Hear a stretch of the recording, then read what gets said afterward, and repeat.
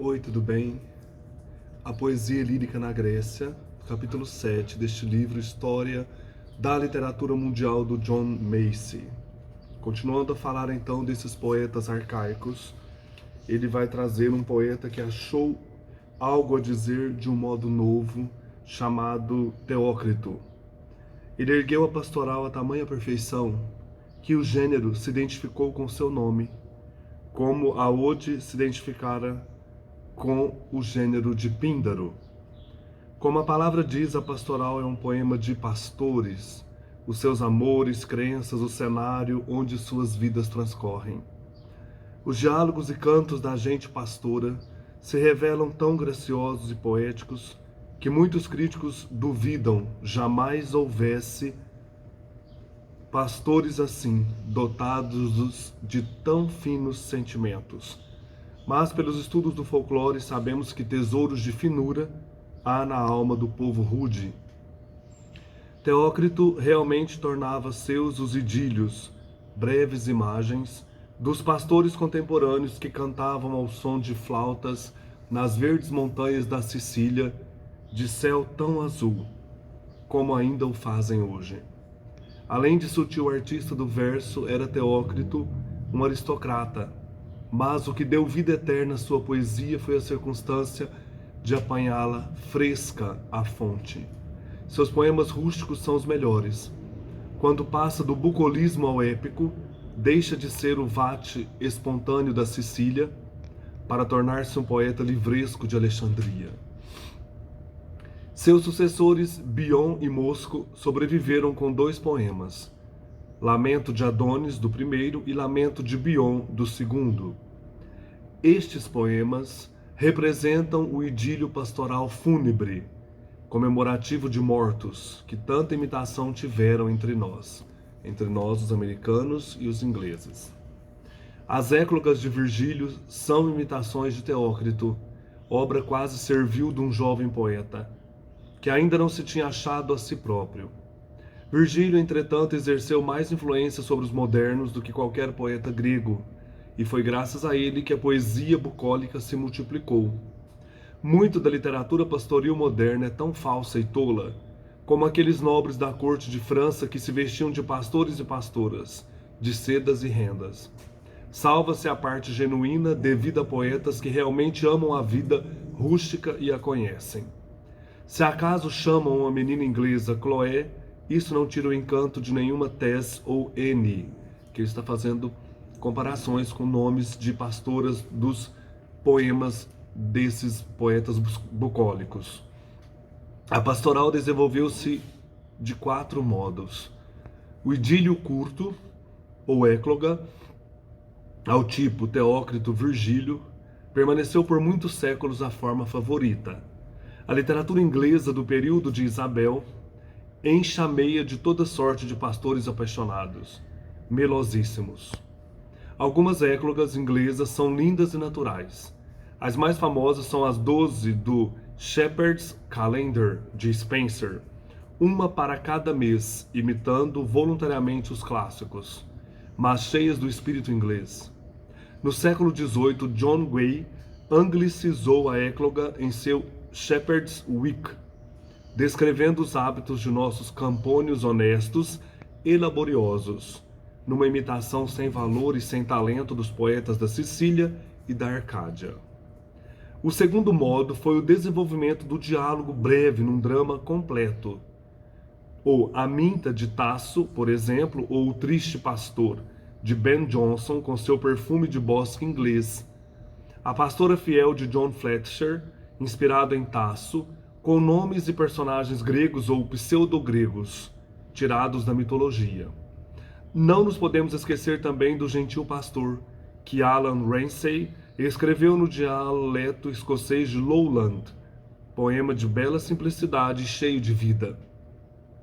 O terceiro modo de poemas foi o romance em que poesia e prosa se combinam, como na Arcádia do italiano Sannazaro, ou nos romances de George Sand em França, Thomas Hardy na Inglaterra. Tais obras se filiam a Teócrito apenas pelo fato de os carneiros e os pastores descritos serem tomados do real.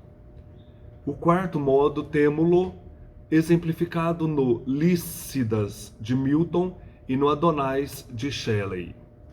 Lamentando um amigo morto, o poeta figura a si próprio e ao amigo como gregos, pelo menos no nome. Há muito pouco da pastoral em Adonais. Keats, o herói morto, não é representado exatamente como um pastor, mas antes como um poeta por quem se chora. Vem o verso, então, de Shelley. Tudo que ele amou e plasmou em pensamentos. All he had loved and molded into thought. Já em Lícidas de Milton segue o simbolismo pastoral. Ele e seu amigo King, daí veio o verso, foram amamentados sobre a mesma colina, apacentaram o mesmo rebanho pelas fontes, sombras e riachos. Então aqui o John Macy está falando dessa influência grega em poetas ingleses. Esse mundo, essa poesia pastoral grega, influenciando outros poetas modernos, usando aqui também os poetas do século XIX. Um canto fúnebre em versos dá sempre uma ideia de artificial, principalmente quando expressa seu pesar por um amigo inglês sob uma máscara grega. Milton o fez com maestria, é verdade, e Matthew Arnold, com sua Circe, mostrou-se um grande conhecedor do grego. Entretanto, esse tipo de poesia caiu em desuso, exceptuando-se naturalmente os grandes mestres passados. Um dos preciosos livros de poesia grega salvos da destruição, temo-lo na Antologia, coletânea de poemas curtos de vários autores. Tais poemas, pequenas odes, idílios, epigramas e breves poemetos líricos, dão-nos uma vida profunda da alma grega, ou de certos recantos da alma grega que não transparecem nos grandes poemas épicos, nos grandes dramas ou na anotação histórica. É que eu vou tentar fazer aqui com esses poetas gregos nessa antologia da poesia arcaica. Aqui nós temos a organização da Juliana Ragusa, mas o Milton está falando da antologia grega em geral. Aqui ele vai contar então como que surgiu essa antologia. A antologia foi começada no primeiro século a.C., por Meleagro, com a reunião de cerca de 40 poetas sob o nome de Guirlanda de Flores, que é o significado da palavra antologia.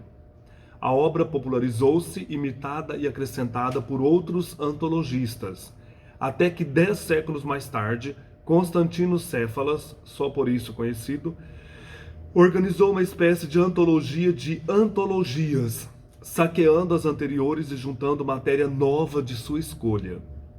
Esse tema, né, de juntar pedaços de poemas é antigo. Essa questão das antologias. Resgatar pequenas odes, poemas curtos, idílios, epigramas, isso já vem de séculos, né? A história deste livro, desta antologia, é fascinante. Certo monge de nome Paludes, no século XIV, fez nova edição, omitindo muita coisa boa e juntando outras em parte também boas, em partes medíocres, e foi essa antologia paludiana que se tornou o texto clássico durante muito tempo. Céfalas permaneceu completamente esquecido, como se jamais existira, até meados do século XVII, quando um estudante de Heidelberg teve a sorte de descobrir um manuscrito seu. Assim se salvou do ouvido, do esquecimento, a coletânea de Céfalas, mas para continuar a sofrer tribulações. Durante a Guerra dos 30 Anos, em que nada escapou ao saque na Alemanha, o manuscrito foi levado para a Biblioteca do Vaticano. Em Roma ficou até o fim do século XVIII. Por fim, os franceses que então saquearam a Itália o levaram para Paris, onde ainda se acha. O valor da antologia é imenso. A coletânea preservou muitos poemas que, do contrário, estariam irremediavelmente perdidos. Compõe-na milhares de flores, algumas de papel, dando um conjunto que cobre a gama inteira da experiência e do sentimento humanos. Revela, embora conheçamos tão pouco sobre os poetas, o desenvolvimento da poesia grega desde a aurora até o crepúsculo da decadência. Eram os gregos imensamente expressivos, Tanto lançavam contra os adversários venenosos epigramas de 2 gumes, como orgulhosamente mordiam os lábios diante da amiga ou inimiga última, a morte. Tema bastante tratado na antologia. Poetas ingleses fizeram excelentes versões desses versos. Cito como exemplo um poema de Calímaco, poeta erudito do século III a.C., e um dos componentes da grande biblioteca de Alexandria. A tradução é de William Corey, poeta inglês do século XIX. Então ele traz aqui o trecho de Calímaco. Contaram-me, Heráclito, contaram-me que estavas morto. Trouxeram-me novas amargas para ouvir e amargas lágrimas para chorar. Chorei ao me lembrar quantas vezes tu e eu fizemos o sol se pôr, cansando-o com nossas falas.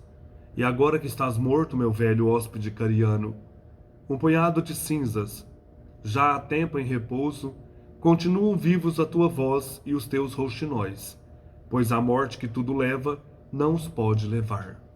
Bonito, né, o Calímaco? Então, recriando, compondo versos à moda da antologia grega. Então essa é a parte do capítulo 7º que está aqui sobre poesia lírica grega, bem erudito, né? O John Macy, ele usa várias comparações com poetas que ele tem convivência, a partir dos estudos, das leituras. Agora eu vou partir então para esse livro com a introdução nessa antologia organizada pela Juliana Ragusa, de 9 poetas e suas canções, para a gente ter uma ideia da poesia grega, porque eu não tenho essa antologia, né? Mas imagino mais de 40 poetas, aqui 9 do período arcaico, conhecer a sua vida, um pouco dos seus fragmentos, dos seus textos, e viajar pelo mundo grego, né? Pela poesia grega. Então eu espero que possamos, né, caminhar com tranquilidade por esse mundo lírico grego, que é tão rico, tão fecundo. Um abraço, até mais.